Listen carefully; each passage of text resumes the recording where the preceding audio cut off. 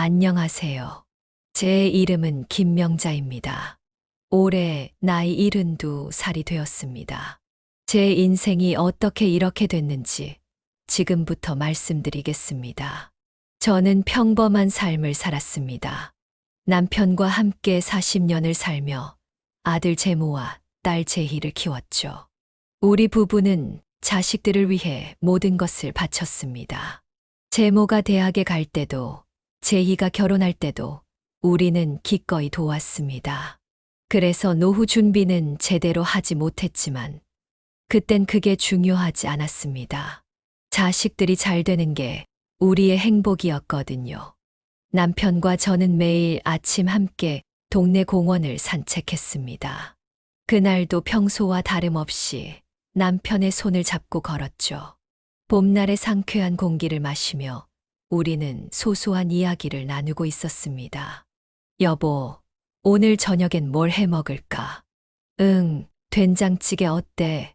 오랜만에 먹고 싶네. 그래, 맛있게 끓여줄게. 그때였습니다. 갑자기 남편이 제 손을 놓치더니 괜찮아, 어디가 아파? 남편은 대답도 못한 채 눈을 감았습니다. 119에 전화를 걸어 구급차를 부르는 동안 제 손은 떨리고 있었습니다. 남편은 그렇게 병원으로 실려갔습니다. 병원 응급실에서 의사 선생님께서 말씀하셨습니다. 남편분께서 뇌출혈이 심각합니다. 수술이 필요한데 비용이 꽤 들 것 같습니다. 저는 당황했지만 곧바로 대답했습니다. 네, 알겠습니다. 어떻게든 하겠습니다. 제발 살려주세요. 그날부터 저의 고난이 시작되었습니다. 수술비를 마련하기 위해 집도 팔고 적금도 해지해야 했습니다. 30년 동안 살아온 집을 떠나야 한다는 생각에 가슴이 아팠지만 남편을 살리는 것이 더 중요했습니다. 하지만 그것만으로는 부족했습니다. 자식들에게 연락했지만 그들도 형편이 어렵다며 큰 도움을 주지 못했습니다. 어머니, 저도 지금 회사에서 힘든 시기라 돈을 보태드리기 어려워요. 제모의 말에 저는 한숨만 쉴 수밖에 없었습니다. 어머니, 저희도 지금 빚이 있어서요. 죄송해요. 제희의 말을 들으며 저는 가슴이 아팠습니다. 제가 평생 자식들을 위해 살아왔는데 정작 제가 도움이 필요할 때는 아무도 없다는 게 너무나 서글펐습니다. 결국 저는 고리대금 업체에서 돈을 빌렸습니다. 이자가 너무 높았지만 그때는 남편을 살리는 게 먼저였습니다. 계약서에 서명할 때 제 손은 떨렸습니다. 이 빚을 어떻게 갚아 나갈지, 앞으로의 삶은 어떻게 될지 걱정이 되었지만 그때는 그런 생각을 할 겨를이 없었습니다. 수술은 성공적으로 끝났지만 남편의 상태는 좋지 않았습니다. 의식은 돌아왔지만 반신불수가 되었고 말도 제대로 하지 못했습니다. 병원비는 계속해서 불어났고 저는 점점 더 큰 빚의 수렁에 빠져들었습니다. 매일 병원에 가서 남편의 손을 잡고 이야기를 했습니다. 여보, 힘내. 곧 좋아질 거야. 우리 함께 다시 산책도 가고 된장찌개도 먹자. 하지만 제 말이 남편에게 전해지는지 알 수 없었습니다. 그렇게 3개월이 지났습니다. 어느 날 병원에 도착했을 때 의사 선생님께서 저를 찾으셨습니다. 죄송합니다. 남편분께서 새벽에 그 말을 듣는 순간 제 다리에 힘이 풀렸습니다. 세상이 무너지는 것 같았습니다. 40년을 함께한 남편이 제 인생의 전부였던 사람이 이렇게 가버렸다니. 장례식장에서 저는 남편의 영정 앞에 무릎을 꿇었습니다. 여보, 미안해. 내가 더 잘해주지 못해서. 눈물이 멈추지 않았습니다. 자식들도 왔지만 그들의 표정은 복잡해 보였습니다. 슬픔보다는 걱정이 더 컸던 것 같습니다. 장례를 치르고 나니 저에겐 아무것도 남지 않았습니다. 집도 없고 돈도 없고 이제는 남편마저 없었습니다. 평생 모은 돈으로 자식들 뒷바라지하느라 노후 준비를 제대로 하지 못했던 제 자신이 원망스러웠습니다. 어머니, 이제 어떻게 하실 거예요? 제모가 물었습니다. 저는 대답할 수 없었습니다. 앞으로 어떻게 살아야 할지 막막했기 때문입니다. 어머니, 저희가 뭐라도 도와드려야 할 것 같은데. 제희의 말에 저는 고개를 들었습니다. 하지만 그녀의 눈빛에서 진심을 읽을 수 없었습니다. 그저 의무감에서 하는 말 같았습니다. 괜찮다. 어머니가 어떻게든 해볼게. 제 말에 그들은 안도의 한숨을 내쉬는 것 같았습니다. 그렇게 저는 혼자가 되었습니다. 남편과 함께 살던 집을 나와 작은 고시원으로 옮겼습니다. 좁은 방, 공동 화장실, 부엌도 없는 이곳이 이제 제 집이 되었습니다. 벽에 걸린 남편의 사진을 보며 저는 매일 밤 눈물을 흘렸습니다. 하지만 눈물을 흘릴 시간도 없었습니다. 고리대금 업체에서 빌린 돈의 이자를 갚기도 벅찼습니다. 매일 아침 일자리를 찾아 나섰지만 제 나이에 할 수 있는 일은 많지 않았습니다. 김 선생님, 이자라도 갚아야죠. 안 그러면 우리도 곤란해집니다. 고리대금 업체 직원의 말에 저는 어깨가 떨어졌습니다. 이제 제가 갈 곳은 어디일까요? 무엇을 해야 할까요? 앞으로의 삶이 너무나 두려웠습니다. 밤마다 남편의 꿈을 꿨습니다. 함께 산책하던 그 봄날의 아침으로 돌아가고 싶었습니다. 하지만 현실은 냉혹했습니다.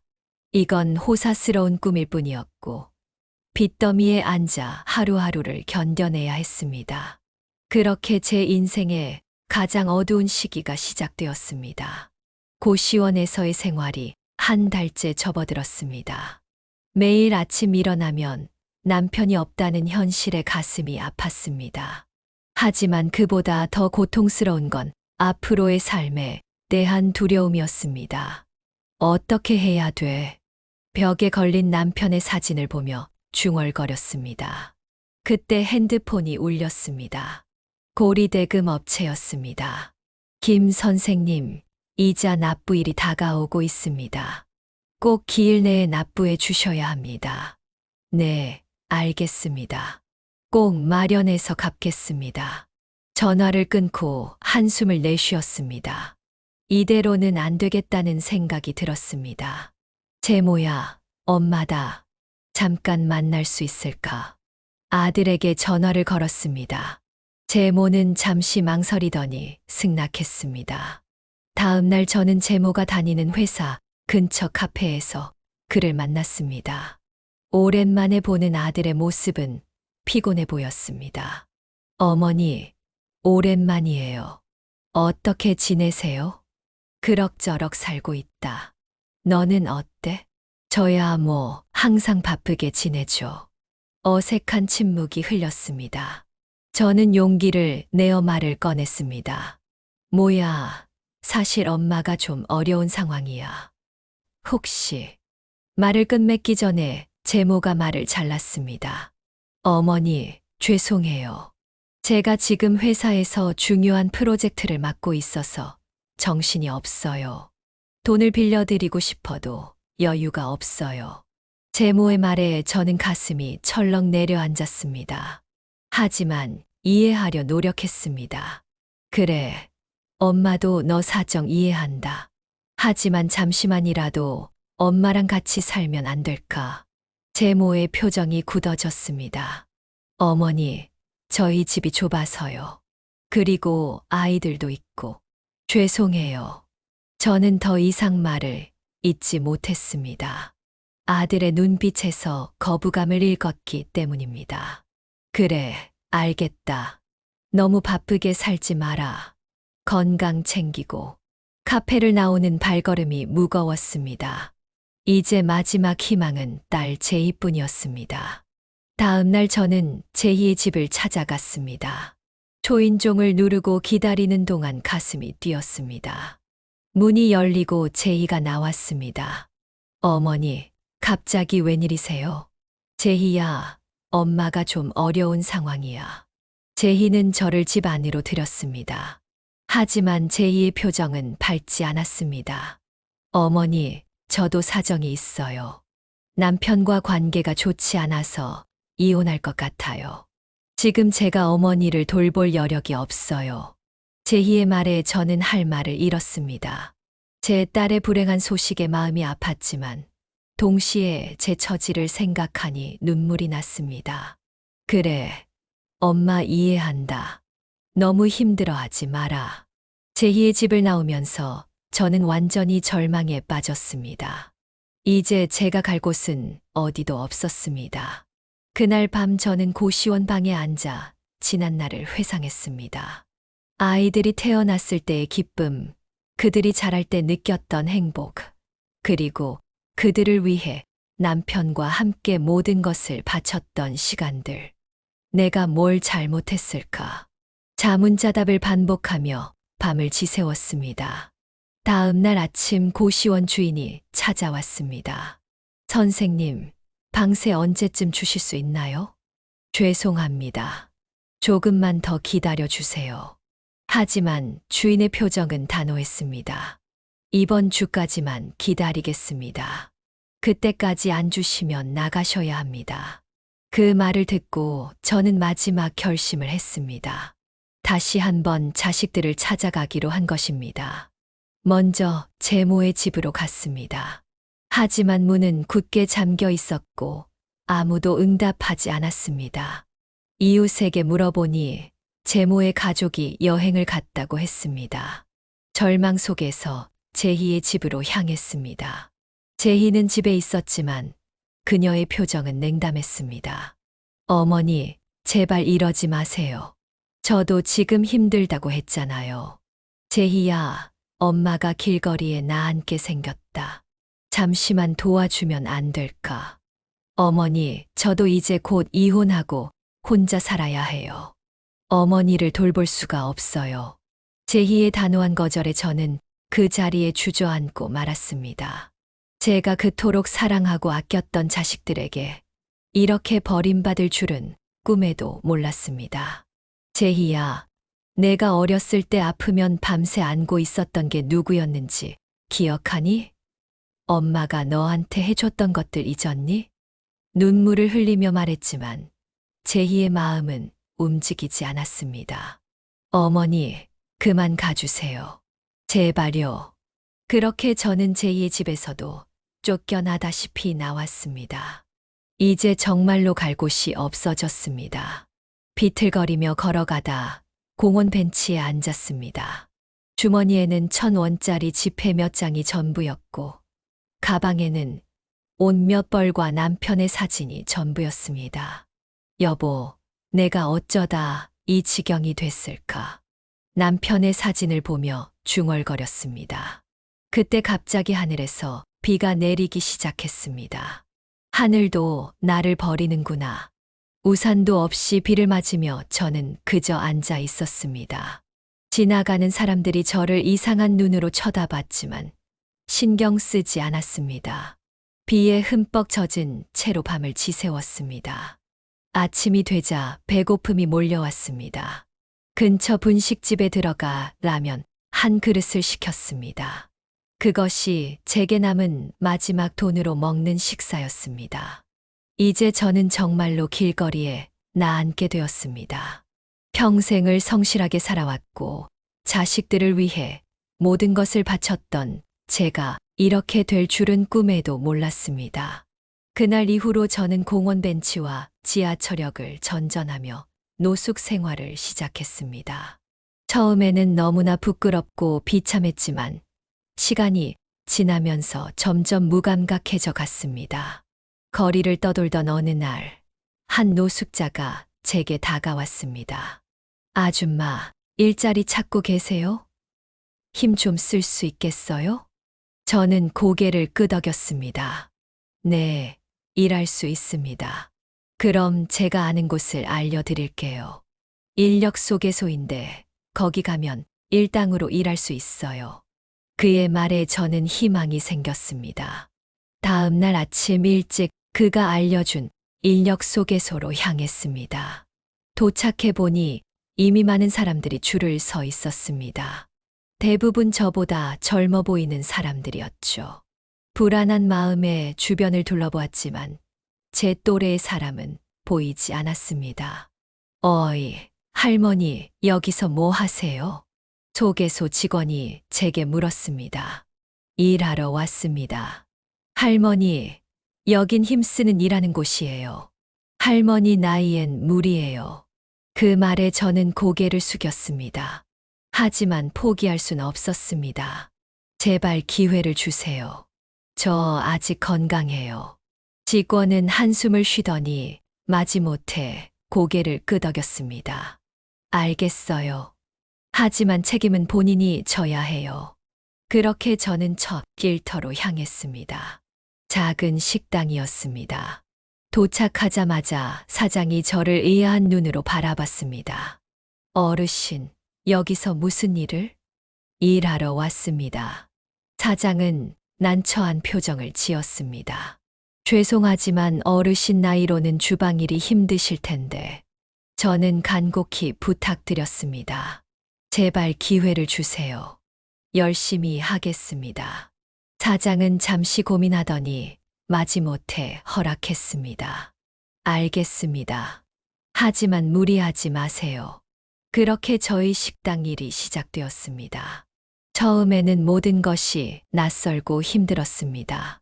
무거운 그릇들을 나르고 바닥을 닦고 야채를 다듬는 일. 저녁이 되면 온몸이 쑤시고 아팠습니다. 젊은 동료들은 처음엔 저를 의아한 눈으로 바라봤습니다. 할머니, 무리하지 마세요. 저희가 할게요. 하지만 저는 묵묵히 제 일을 해 나갔습니다. 포기할 순 없었습니다.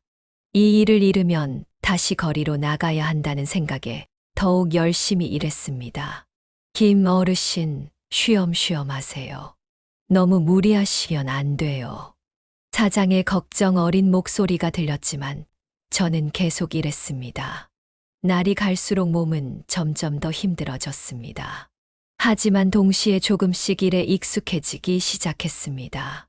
처음엔 버거웠던 일들도 이제는 어느 정도 할 수 있게 되었습니다. 그래도 여전히 매일이 도전의 연속이었습니다. 특히 바쁜 시간대에는 더욱 힘들었습니다. 주문이 쏟아지고 그릇이 산더미처럼 쌓이면 숨이 막힐 것 같았습니다. 오늘은 쉬세요. 날씨가 안 좋아서. 사장의 말에도 저는 고개를 저었습니다. 괜찮습니다. 일할 수 있습니다. 그렇게 하루하루를 버텼습니다. 비록 힘들고 고된 나날이었지만 적어도 제 힘으로 살아가고 있다는 자부심이 있었습니다. 젊은 일꾼들 사이에서 저는 항상 외톨이였습니다. 일하는 모습을 볼 때마다 불편해하는 눈치였습니다. 할머니, 그 무거운 걸 왜 혼자 드세요? 저희가 할게요. 친절을 가장한 무시, 그것이 제가 매일 겪어야 하는 현실이었습니다. 하지만 저는 꾹 참았습니다. 일자리를 잃을 수는 없었으니까요. 어느 날 한 젊은 직원이 저를 보며 큰 소리로 말했습니다. 야, 이런 일은 할머니가 하면 안 돼. 우리가 해야지.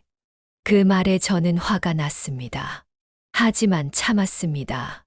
대신 묵묵히 제 일을 계속했습니다. 점심시간 저는 혼자 구석에 앉아 도시락을 먹곤 했습니다. 다른 직원들은 무리지어 웃고 떠들며 식사를 했지만 저는 늘 혼자였습니다. 할머니, 여기 앉으세요. 가끔 그렇게 부르는 직원도 있었지만 저는 고개를 저었습니다. 그들과 어울리기에 제가 너무 늙었다고 생각했습니다.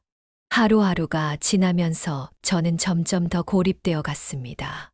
일은 할 수 있었지만 마음은 점점 더 외로워졌습니다. 그래도 저는 포기하지 않았습니다. 이 일이 제가 살아갈 수 있는 유일한 방법이었으니까요.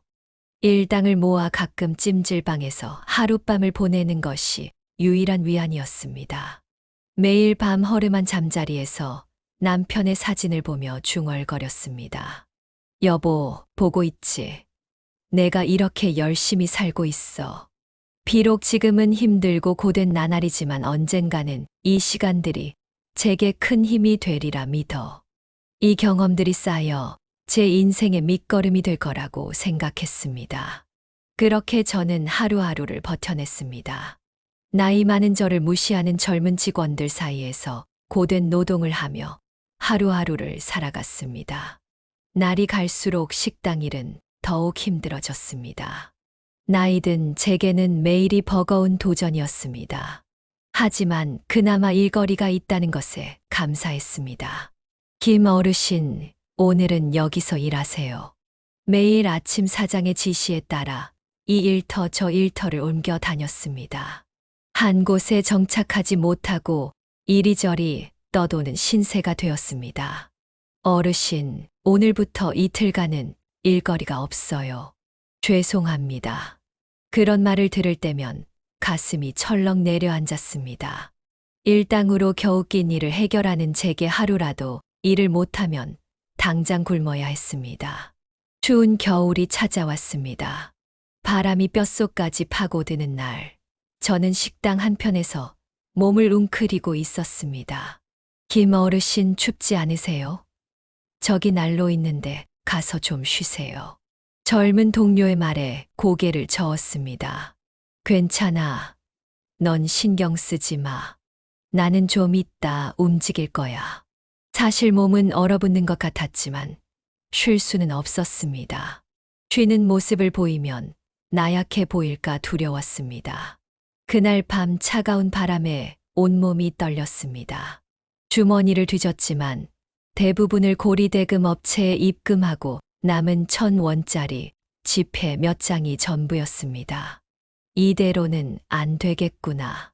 그날부터 저는 퇴근 후 폐지를 줍기 시작했습니다. 한 장이라도 더 모아 돈을 벌어야 했습니다.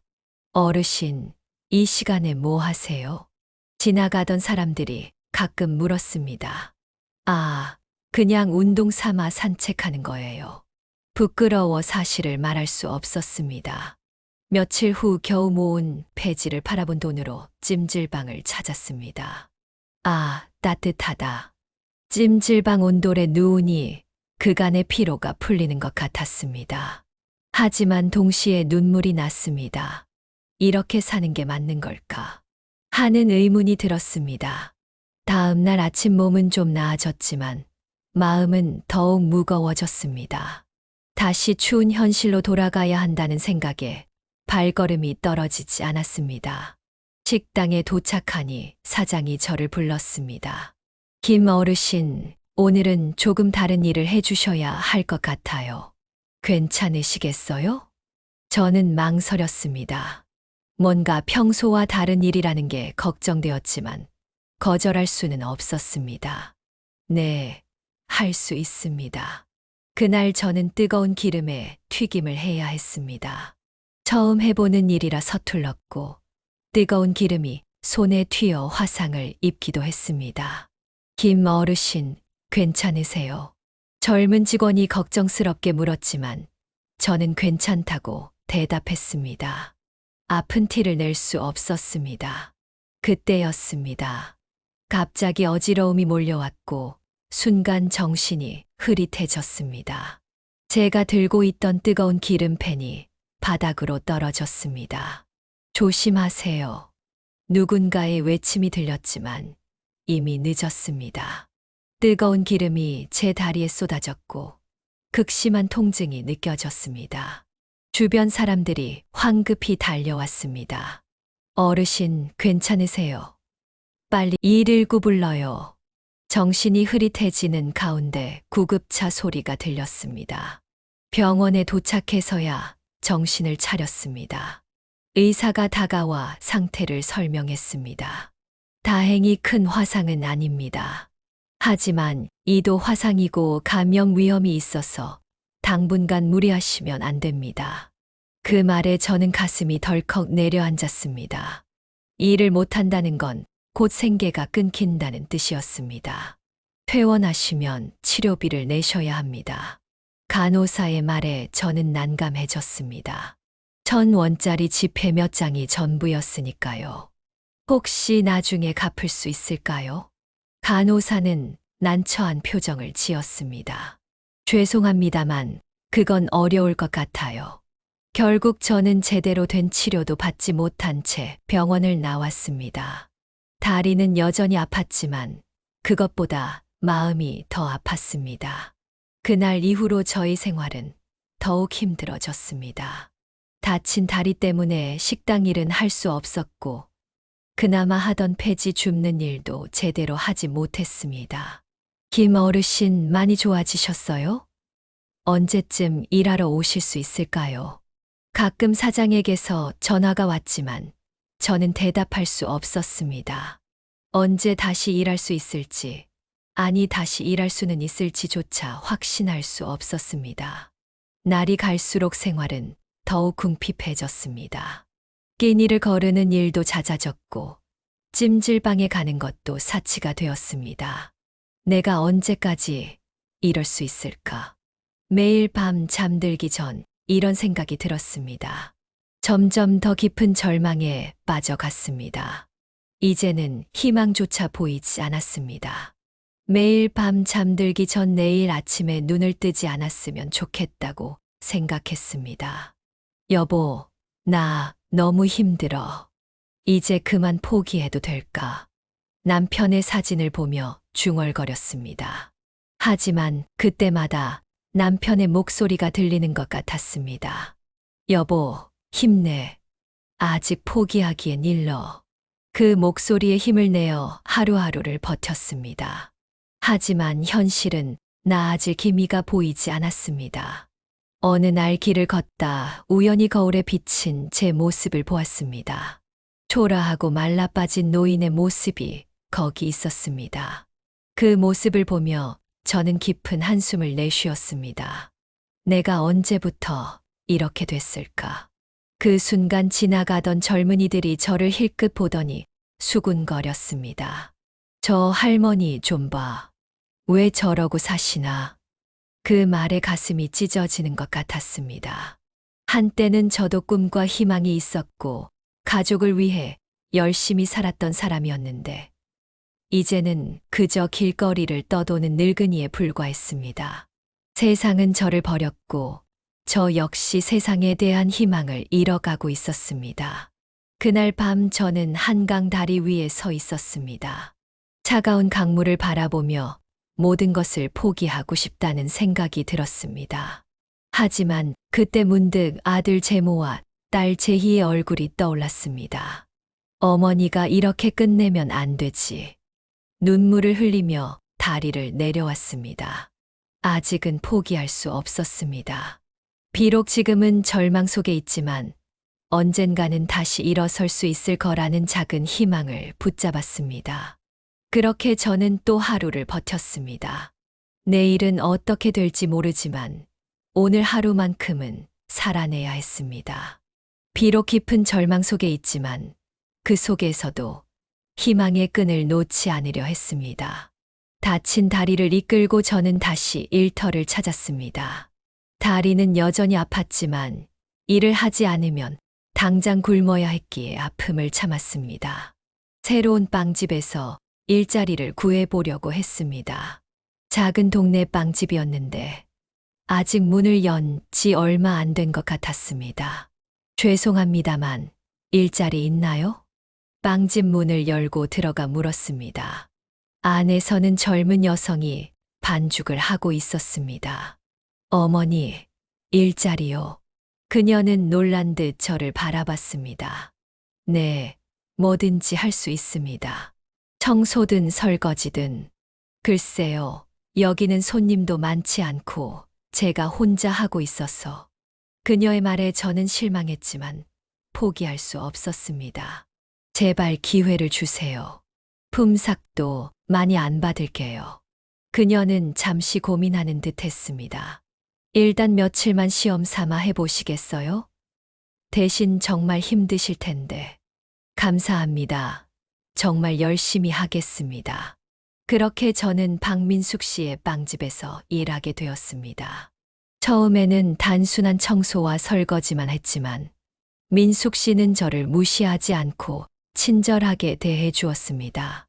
어머니, 천천히 하세요. 무리하지 마시고요. 고맙구나, 민숙아. 며칠이 지나자 민숙 씨는 제게 간단한 반죽 작업도 맡겨주었습니다. 어머니, 손놀림이 참 좋으시네요. 혹시 요리 많이 해보셨어요? 글쎄, 남편이랑 자식들 뒷바라지 하면서 평생 해왔지. 그날 민숙 씨는 제게 빵 만드는 기초를 가르쳐 주었습니다. 처음에는 서툴렀지만 점차 요령을 익혀갔습니다. 어머니, 정말 빨리 배우시네요. 타고나신 것 같아요. 민숙 씨의 칭찬에 저는 어깨가 으쓱해졌습니다. 오랜만에 누군가가 저를 인정해 주는 것 같아서 기분이 좋았습니다. 일주일쯤 지났을 때였습니다. 아침 일찍 빵집에 출근했는데 몸이 이상했습니다. 어제부터 미열이 있었는데 점점 심해지는 것 같았습니다. 어머니, 얼굴이 많이 안 좋으세요. 괜찮으세요? 민숙 씨가 걱정스럽게 물었습니다. 괜찮아, 괜찮아. 일할 수 있어. 하지만 몸은 말을 듣지 않았습니다. 반죽을 하던 중 갑자기 앞이 캄캄해졌습니다. 어머니, 누군가의 외침이 들렸지만 이미 늦었습니다. 저는 그대로 쓰러지고 말았습니다. 정신을 차렸을 때 제 옆에는 민숙 씨가 있었습니다. 그녀는 걱정스러운 눈빛으로 저를 바라보고 있었습니다. 어머니, 정신 드세요. 괜찮으세요? 저는 겨우 고개를 끄덕였습니다. 네, 괜찮습니다. 민숙 씨는 안도의 한숨을 내쉬었습니다. 다행이에요. 너무 걱정했어요. 제가 병원으로 모셔다 드릴게요. 저는 황급히 손사래를 쳤습니다. 아니에요. 병원비가. 민숙 씨는 제 말을 가로막았습니다. 걱정 마세요. 제가 해결할게요. 그녀의 진심 어린 목소리에 저는 더 이상 거절할 수 없었습니다. 민숙 씨는 저를 부축해 그녀의 차에 태웠습니다. 차 안에서 그녀는 자기소개를 했습니다. 제 이름은 박민숙입니다. 이 빵집을 연 지 6개월 정도 됐어요. 아, 그렇구나. 근데 왜 저 같은 할머니를 도와주는 거야? 어머니께서 일하시는 모습을 보니까 정말 열심히 사시는 것 같아서요. 그리고 혼자 사시는 것 같은데 걱정이 됐어요. 그녀의 말에 저는 감탄했습니다. 이렇게 따뜻한 마음을 가진 젊은이가 있다니. 병원에 도착해서 검사를 받았습니다. 다행히 큰 문제는 없었지만 의사는 당분간 무리한 일은 하지 말라고 당부했습니다. 어머니, 걱정 마세요. 제가 병원비는 다 냈어요. 민숙 씨의 말에 저는 눈물이 났습니다. 고맙다, 민숙아. 하지만 어떻게 갚아야 할지. 아니에요. 갚으실 필요 없어요. 대신 제 부탁 하나만 들어주세요. 네, 무슨 부탁인지. 제 집에서 좀 쉬세요. 지금 어머니 혼자 계시면 위험할 것 같아요. 저는 놀라서 그녀를 바라봤습니다. 하지만 그럴 순 없어. 이미 이렇게 신세를 지고 있는데. 괜찮아요, 어머니. 저도 혼자 살고 있어서 외로웠거든요. 어머니와 함께 지내면 좋을 것 같아요. 민숙 씨의 제안에 저는 망설였습니다. 하지만 그녀의 진심 어린 눈빛을 보니 거절할 수 없었습니다. 알겠다, 민숙아. 고마워. 그렇게 저는 민숙 씨의 집으로 가게 되었습니다. 그녀의 집은 빵집 위층에 있는 작은 원룸이었지만 깔끔하고 따뜻했습니다. 어머니, 여기서 편히 쉬세요. 제가 죽이나 미음 끓여드릴게요. 민숙 씨의 정성스러운 보살핌 덕분에 저는 빠르게 회복할 수 있었습니다. 며칠 후 몸이 나아지자 저는 다시 빵집에서 일하기 시작했습니다. 어머니, 이번에는 정말 무리하지 마세요. 알았어, 민숙아. 고마워. 그때부터 저와 민숙 씨의 진짜 인연이 시작되었습니다. 그녀는 단순히 고용주가 아니라 제게 새로운 삶의 기회를 준 은인이었습니다. 일하는 중에 민숙 씨는 제 사연을 물어봤습니다. 처음에는 말하기 망설여졌지만 그녀의 진심 어린 태도에 조금씩 마음을 열었습니다. 정말 힘드셨겠어요, 어머니. 하지만 이제 걱정 마세요. 제가 옆에서 도와드릴게요. 그녀의 말에 저는 또다시 눈물이 났습니다. 오랜만에 누군가가 저를 진심으로 걱정해 주는 것 같았습니다. 이 시간 동안 민숙 씨에 대해 더 알게 되었습니다. 그녀는 어려서부터 제빵에 관심이 많았고, 제과학교를 졸업한 후 꿈을 이루기 위해 이 빵집을 열었다고 했습니다. 처음에는 정말 힘들었어요, 어머니. 하지만 포기하지 않고 열심히 했더니 조금씩 단골 손님들이 생기기 시작했어요. 그녀의 이야기를 들으며 저는 젊은 시절의 제 모습을 떠올렸습니다. 저도 한때는 그렇게 열정적이고 희망찬 시절이 있었구나 하고 생각했습니다. 어머니도 힘내세요. 이제 새로운 시작이에요. 민숙 씨의 격려에 저는 용기를 얻었습니다. 날이 갈수록 저는 제 빵의 재미를 느끼기 시작했습니다. 민숙 씨의 빵집에서 일한 지 어느덧 2달이 지났습니다. 처음에는 설거지와 청소 같은 간단한 일만 했지만 이제는 조금씩 빵 만들기도 배우기 시작했습니다. 어머니, 오늘은 제가 단팥빵 만드는 법을 알려드릴게요. 민숙 씨의 가르침에 따라 하나씩 배워가는 과정이 즐거웠습니다. 비록 서툴렀지만 오랜만에 무언가를 배운다는 것 자체가 신선한 경험이었습니다. 어머니, 정말 빨리 배우시네요. 제가 놀랐어요. 그리고 어머니, 이제 말씀 편하게 하세요. 아이고, 고맙다, 민숙아. 민숙이의 칭찬에 저는 어깨가 으쓱해졌습니다. 이런 기분이 이렇게 오랜만인지 몰랐습니다. 어느 날 주방에서 일하던 중 우연히 반죽 상태를 확인해 보게 되었습니다. 그 순간 무언가가 부족하다는 생각이 들었습니다. 그래서 이것저것 조금씩 더 넣어 보았습니다. 민숙아, 이거 한번 구워볼래? 네, 어머니가 만드신 거예요. 민숙이가 놀란 표정으로 반죽을 살펴보더니 눈을 크게 떴습니다. 우와, 어머니, 이거 대박이에요. 제가 만든 것보다 더 부드러워 보여요. 그 말에 저도 놀랐습니다. 제 빵을 배운 지 얼마 되지 않았는데 이렇게 칭찬을 받다니 믿기지 않았습니다. 정말이야? 난 그저 옛날 생각나는 대로 했을 뿐인데. 어머니, 이건 정말 특별해요. 우리 메뉴에 넣어야 해요. 그렇게 해서 제가 만든 첫 빵이 메뉴에 올랐습니다. 할머니의 정성 단팥빵이라는 이름으로요. 손님들의 반응은 기대 이상이었습니다. 이 빵 정말 맛있어요. 어떻게 이렇게 부드럽죠? 특별한 비법은 없어요. 그저 정성껏 만들 뿐이죠. 날이 갈수록 제 빵을 찾는 손님들이 늘어났습니다. 특히 나이 드신 분들이 제 빵을 맛보고 눈시울을 붉히는 모습을 보면 가슴이 뭉클해졌습니다. 할머니, 이 맛이 바로 제가 그리워하던 어머니의 맛이에요. 그런 말을 들을 때마다 저는 더욱 열심히 빵을 만들었습니다. 이제 제 빵은 단순한 일이 아닌 제 삶의 새로운 의미가 되어 갔습니다. 민숙이도 제 제빵 실력의 발전을 눈여겨보고 있었습니다. 어머니, 정말 대단하세요. 이렇게 빨리 실력이 늘 줄이야. 다 내가 잘 가르쳐줘서 그래. 아니에요. 어머니의 타고난 감각이죠. 민숙이의 격려 덕분에 저는 더 다양한 빵에 도전하게 되었습니다. 호두파이, 크림빵, 식빵 등 제가 만든 빵들이 하나둘 메뉴에 추가되었습니다.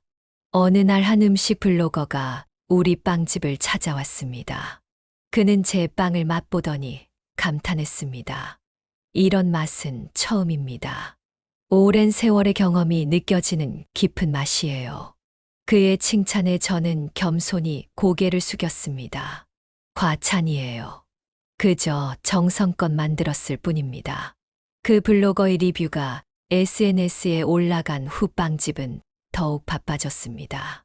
멀리서 찾아오는 손님들도 생겼고, 지역 신문에서 인터뷰 요청도 왔습니다. 할머니, 어떻게 이렇게 맛있는 빵을 만드실 수 있나요? 특별한 비결은 없어요. 그저 매 순간 정성을 다할 뿐이죠. 인터뷰 기사가 나간 후 빵집을 찾는 손님들이 더욱 늘어났습니다. 이제는 예약을 하지 않으면 빵을 구하기 어려울 정도였습니다. 바빠진 빵집 일로 피곤할 법도 했지만 저는 오히려 더 힘이 났습니다. 매일 아침 일어나면 어떤 빵을 만들지 생각하는 것이 즐거웠습니다. 여보, 오늘은 내가 무슨 빵을 만들면 좋을까? 남편의 사진을 보며 중얼거리는 것이 일과가 되었습니다. 민숙이는 제 변화를 흐뭇하게 지켜보고 있었습니다. 어머니, 정말 행복해 보이세요. 그래, 요즘 정말 행복해. 너 덕분이야, 민수가. 아니에요. 다 어머니의 노력 덕분이죠. 우리의 대화는 언제나 이렇게 서로를 격려하는 말로 가득했습니다. 어느 날 민숙이가 저를 따로 불렀습니다. 어머니, 드릴 말씀이 있어요. 응, 뭔데? 사실 제가 어머니께 제빵 기술을 더 배워서 빵집을 함께 운영하고 싶어요. 그 말에 저는 깜짝 놀랐습니다. 나와 함께 운영하자고? 하지만 난 그저 늙은 할머니인데. 민숙이는 고개를 저었습니다. 아니에요, 어머니. 어머니는 이미 이 빵집의 중요한 일부가 되셨어요. 어머니의 경험과 지혜가 있어야 이 빵집이 더 발전할 수 있을 거예요. 저는 잠시 생각에 잠겼습니다. 이런 제안을 받을 거라고는 꿈에도 생각하지 못했습니다. 정말 이 늙은이와 함께 하고 싶은 거야? 네, 어머니. 제 진심이에요. 민숙이의 진지한 눈빛을 보며 저는 결심했습니다. 알겠어, 민숙아. 함께 해보자고. 그렇게 저는 빵집의 공동 운영자가 되었습니다. 이제는 단순히 빵만 만드는 것이 아니라 빵집 운영 전반에 참여하게 되었습니다. 어머니, 이번에 새로운 메뉴를 개발해보는 건 어떨까요? 그래, 좋은 생각이야. 옛날 시골에서 먹던 간식들을 현대적으로 재해석해보는 건 어떨까? 이렇게 새로운 아이디어를 나누고 실천하는 과정이 즐거웠습니다. 빵집은 점점 더 발전해갔고 저의 인생도 새로운 국면을 맞이했습니다. 한때 길거리에서 폐지를 줍던 제가 이제는 성공한 빵집의 공동 운영자가 되다니 꿈만 같았습니다. 매일 밤 잠들기 전 남편의 사진을 보며 중얼거립니다. 여보, 보고 있어. 내가 이렇게 멋진 일을 하고 있어. 비록 늦은 나이에 찾아온 새로운 시작이지만 저는 지금 너무나 행복합니다. 이제 제 인생에 새로운 의미가 생겼고 매일 아침 설레는 마음으로 일어납니다. 앞으로 어떤 일들이 기다리고 있을지 모르지만 이제는 두렵지 않습니다.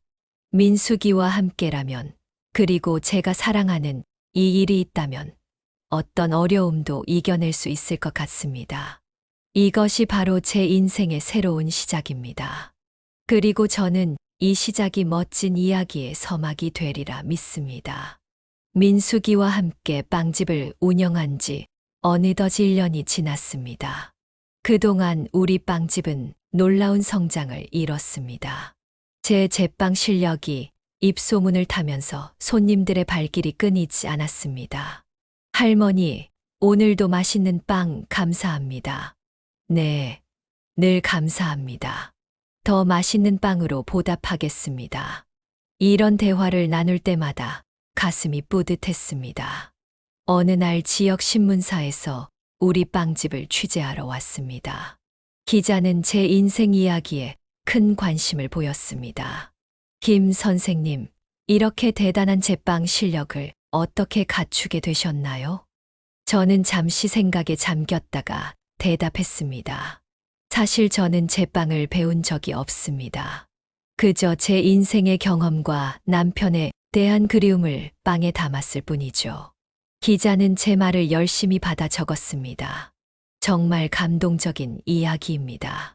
김 선생님의 인생 역정을 자세히 들려주시겠어요? 저는 처음으로 제 과거를 낯선 이에게 털어놓았습니다. 남편의 죽음, 자식들의 외면, 거리 생활, 그리고 민숙이와의 만남까지. 살면서 포기하고 싶은 순간이 많았습니다. 하지만 그때마다 남편의 얼굴을 떠올리며 버텼죠. 인터뷰가 끝난 후 기자는 눈시울을 적시며 말했습니다. 정말 감사합니다. 김 선생님의 이야기가 많은 사람들에게 힘이 될 거예요. 며칠 후 신문에 제 이야기가 크게 실렸습니다. 폐지 줍던 할머니, 이제는 제빵 대가로라는 제목의 기사였습니다.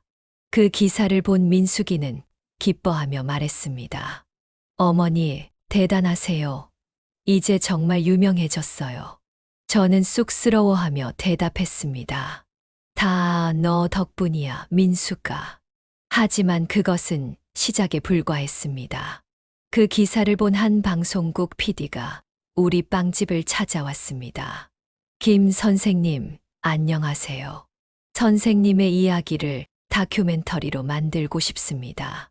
저는 놀라서 말문이 막혔습니다. 저 같은 사람의 이야기를 왜? 아닙니다, 선생님.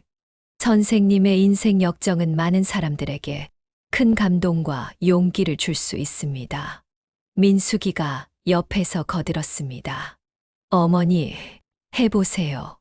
어머니의 이야기가 어려움을 겪는 많은 분들에게 희망이 될 거예요. 그녀의 말에 용기를 얻어 저는 출연을 결심했습니다. 알겠습니다. 제 이야기가 누군가에게 도움이 된다면 기쁘겠습니다. 다큐멘터리 촬영이 시작되었습니다. 카메라 앞에 서는 것이 어색했지만 점차 적응해 갔습니다. 자, 이제 김 선생님이 빵 만드는 모습을 찍어볼까요? 빵을 만드는 동안 저는 남편과의 추억, 거리 생활의 고단함, 그리고 새로운 시작에 대한 이야기를 들려주었습니다. 제 빵은 제게 단순한 음식이 아닙니다. 제 인생의 모든 순간이 이 빵에 담겨 있죠. 촬영장에 있던 모든 사람들이 제 말에 감동한 듯 했습니다. 한 달간의 촬영이 끝나고 다큐멘터리가 방송되었습니다. 할머니의 인생 레시피라는 제목의 1시간짜리 특집 프로그램이었습니다. 방송 당일 저는 민숙이와 함께 긴장된 마음으로 TV를 켰습니다. 어머니, 떨려요. 가슴이 두근거리네. 화면에 제 모습이 나오자 가슴이 뭉클해졌습니다. 젊었을 때의 사진, 남편과 찍은 사진들이 나오면서 제 인생이 펼쳐졌습니다. 여보, 지금 내가 TV에 나오고 있어. 믿어줘. 남편의 사진을 보며 중얼거렸습니다. 프로그램이 끝나자마자 전화가 울렸습니다. 처음 듣는 목소리였습니다. 김명자 선생님 맞으신가요? 방송 잘 봤습니다. 정말 감동적이었어요. 그 뒤로 계속해서 전화가 왔습니다.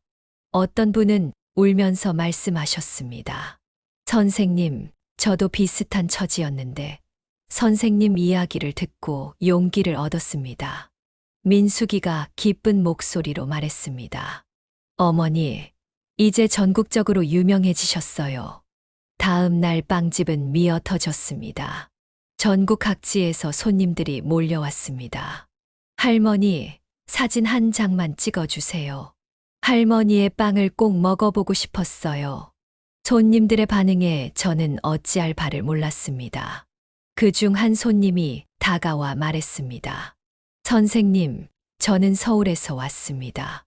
어제 방송을 보고 밤새 달려왔어요. 선생님의 이야기에 큰 감동을 받았습니다. 그 말에 저는 눈시울이 붉어졌습니다. 감사합니다. 제 부족한 이야기가 도움이 되었다니 다행입니다. 방송 이후로 우리 빵집은 더욱 바빠졌습니다. 예약 없이는 자리를 잡기 힘들 정도였죠. 어느 날 한 출판사에서 연락이 왔습니다. 김 선생님, 선생님의 인생 이야기를 책으로 내고 싶습니다. 저는 망설였습니다. 글쎄요, 제가 글을 잘 쓰지 못해서. 걱정 마세요. 선생님의 이야기를 들려주시면 저희가 잘 정리해 드리겠습니다. 결국 저는 책 출간을 결심했습니다. 몇 개월 후 제 인생 이야기와 함께 제가 개발한 빵 레시피가 실린 책이 나왔습니다. 책은 출간 즉시 베스트셀러가 되었습니다. 서점에서는 사인회 요청이 쇄도했습니다. 첫 사인회 날, 긴 줄이 서점 앞에 늘어섰습니다. 한 독자가 책의 사인을 받으며 말했습니다. 선생님 덕분에 저도 다시 시작할 용기를 얻었습니다. 감사합니다. 그 말에 저는 뭉클해졌습니다. 아닙니다. 제가 오히려 감사합니다. 여러분 덕분에 제 인생에 새로운 의미가 생겼으니까요. 이런 일들이 있은 후 저는 더욱 열심히 살아야겠다고 다짐했습니다. 제 이야기가 누군가에게 힘이 된다는 사실이 저에게는 큰 책임감으로 다가왔습니다. 민수기와 함께 빵집 운영에 더욱 열중했고 새로운 메뉴 개발에도 힘썼습니다. 어머니, 이제 우리 빵집이 이 지역에서 가장 유명한 빵집이 되었어요. 민수기의 말에 저는 겸손히 대답했습니다. 다 너 덕분이야, 민수가. 너가 없었다면 이런 날은 오지 않았을 거야. 아니에요, 어머니. 어머니의 인생과 빵에 담긴 진심이 많은 사람들의 마음을 움직인 거예요. 매일 밤 잠들기 전 남편의 사진을 보며 중얼거립니다. 여보, 보고 있어. 우리가 이렇게 대단한 일을 해냈어. 이제 저는 단순한 제빵사가 아닌 많은 이들에게 희망을 전하는 사람이 되었습니다. 제 인생의 굴곡진 여정이 오히려 많은 사람들에게 위로와 용기를 주는 이야기가 되었다는 사실이 놀랍고 감사했습니다. 앞으로 어떤 일들이 펼쳐질지 모르지만 저는 이제 두렵지 않습니다. 제 인생의 모든 순간들이 의미 있었다는 것을 깨달았기 때문입니다. 다큐멘터리가 방영된 지 일주일 후 평소와 다름없이 빵집에서 일하고 있을 때였습니다. 민수기가 조심스럽게 다가와 말했습니다. 어머니, 손님이 오셨어요. 아드님이신 것 같아요. 그 말에 저는 순간 굳어버렸습니다. 오랫동안 못 봤던 아들 제모의 얼굴이 떠올랐습니다. 괜찮으세요? 만나보시겠어요? 민수기의 물음에 저는 망설였습니다. 하지만 결국 고개를 끄덕였습니다. 그래, 만나보자. 홀로 나가자 제모가 서 있었습니다. 그의 모습은 제가 기억하던 것과는 달랐습니다. 눈가에 주름이 깊게 패였고 머리카락도 많이 휘어졌습니다. 어머니, 제모의 목소리가 떨렸습니다. 왜 왔니? 제 목소리는 차가웠습니다. 어머니, 정말 죄송합니다. 방송을 보고 어머니께서 겪으신 일들을 알게 되었습니다. 제모의 눈에 눈물이 고였습니다. 이제 와서 뭘 어쩌겠다고? 용서해 주세요, 어머니. 제가 너무 이기적이었습니다. 제모는 그 자리에서 무릎을 꿇었습니다. 주변 손님들이 우리를 쳐다보기 시작했습니다. 일어나라. 여기서 이러지 마라. 어머니께 용서받기 전엔 일어날 수 없습니다. 저는 한숨을 내쉬었습니다. 나중에 다시 오너라. 지금은 일하는 중이다. 제모는 눈물을 흘리며 일어섰습니다. 네, 어머니. 다시 오겠습니다. 꼭 용서받고 싶습니다. 제모가 떠난 후 저는 한동안 멍하니 서 있었습니다. 민수기가 다가와 물었습니다. 어머니, 괜찮으세요? 그래, 괜찮다. 하지만 제 마음은 복잡했습니다. 오랫동안 잊고 지냈던 감정들이 한꺼번에 솟구쳤습니다. 다음 날, 이번에는 딸 제이가 찾아왔습니다. 제이의 모습 역시 많이 변해 있었습니다. 어머니, 저예요. 제희. 왜 왔니? 어머니, 정말 죄송합니다. 저희가 너무 못됐어요. 제희는 흐느끼며 말을 이었습니다. 방송을 보고 깨달았어요. 어머니께서 얼마나 힘든 시간을 보내셨는지. 저희는 정말 나쁜 자식이에요. 저는 묵묵히 제희의 말을 들었습니다. 마음 한편에서는 그들을 끌어안고 싶은 마음이 들었지만 다른 한편으로는 여전히 분노와 서운함이 가시지 않았습니다. 너희들이 나를 버렸을 때 정말 죽고 싶었다. 제 말에 제희는 더욱 크게 흐느꼈습니다. 정말 죄송합니다, 어머니. 저희에게 용서받을 자격이 없다는 걸 알아요. 하지만 그래도 한 번만 기회를 주세요. 저는 한동안 말없이 제희를 바라보았습니다. 그리고 천천히 입을 열었습니다. 시간이 필요하구나. 지금은 아직. 제희는 고개를 끄덕였습니다. 네, 어머니. 이해해요. 저희가 기다리겠습니다. 그 후로 제모와 제희는 주기적으로 빵집을 찾아왔습니다. 처음에는 그들을 마주하는 것이 힘들었지만 이 시간이 지나면서 조금씩 마음의 문을 열기 시작했습니다. 어느 날 제모가 자신의 딸을 데리고 왔습니다. 어머니, 제 딸입니다. 할머니를 보고 싶어 했어요. 어린 손녀를 보는 순간 제 마음에 무언가가 녹아내리는 것 같았습니다. 손녀의 순수한 눈빛을 보며 저는 문득 깨달았습니다. 미움과 원망으로 가득 찼던 제 마음이 조금씩 풀어지고 있었던 것입니다. 그날 이후로 저는 제모와 제이를 대하는 태도를 조금씩 바꾸기 시작했습니다. 여전히 쉽지는 않았지만 그들의 진심 어린 사과와 노력을 외면할 수 없었습니다. 어머니, 저희가 해드릴 수 있는 게 있을까요? 제이가 조심스럽게 물었습니다. 그래, 아버지 산소에 함께 가보는 게 어떨까? 그 말에 제모와 제이의 눈에 눈물이 고였습니다. 네, 어머니. 꼭 모시고 가겠습니다. 다음 주 일요일, 우리는 함께 남편의 산소를 찾았습니다.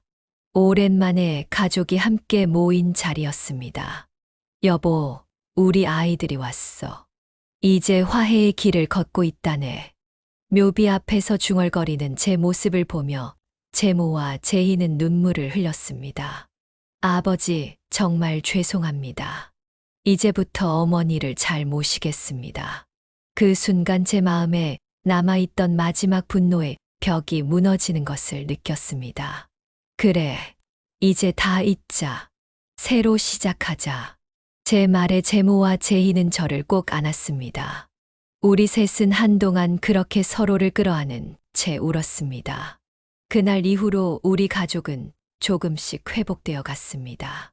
제모와 제희는 주말마다 빵집을 찾아와 일을 돕기 시작했고 손주들과 자주 시간을 보냈습니다. 어머니, 정말 행복해 보이세요. 제희가 말했습니다. 그래, 나도 오랜만에 이렇게 행복하구나. 민숙이는 이런 변화를 흐뭇하게 지켜보았습니다. 어머니, 정말 다행이에요. 가족이 화해하시니 제 마음도 놓이네요. 이제 우리 가족은 서로를 이해하고 존중하는 법을 배워가고 있습니다.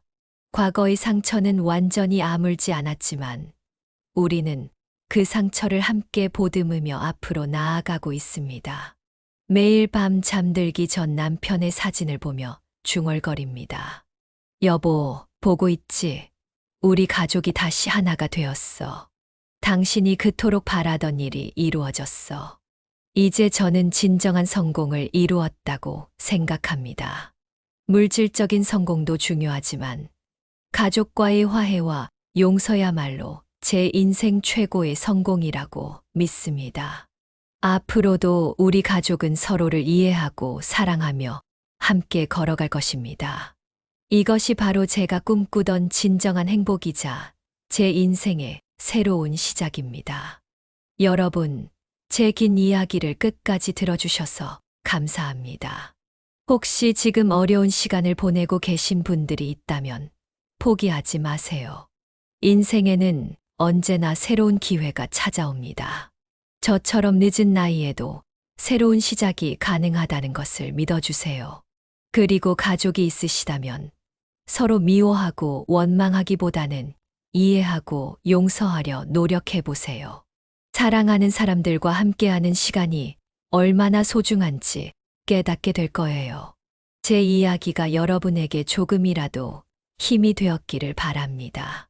오늘도 제 빵집에서는 정성껏 만든 빵들이 여러분을 기다리고 있답니다. 이 방송이 도움이 되셨다면 구독 버튼과 좋아요 버튼을 눌러주시고 알림 설정도 해주세요. 여러분의 소중한 이야기도 언제든 들려주시면 감사하겠습니다. 모든 분들이 행복하시길 바라며 김명자였습니다. 감사합니다.